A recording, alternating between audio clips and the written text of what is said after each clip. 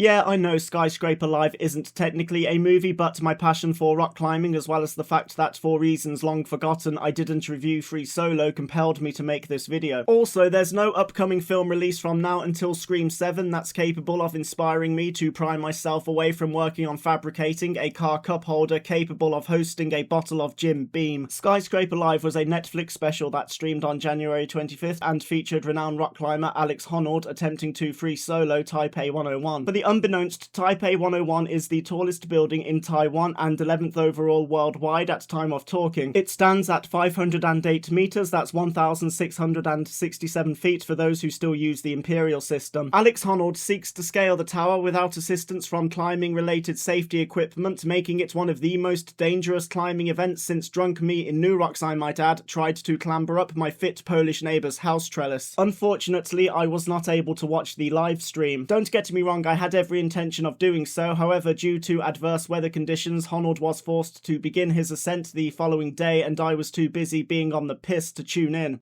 I regret nothing. Alas, I wasn't able to avoid spoilers, and knowing the outcome did dilute the suspense somewhat, but didn't prevent the climber within me from being in absolute awe of what I was witnessing. On the off chance the 5 people who watch these criminally underrated reviews aren't hardcore climbing enthusiasts, I'll abstain from waffling on about the technical aspects of what was a brilliant climb from Mr. Honnold.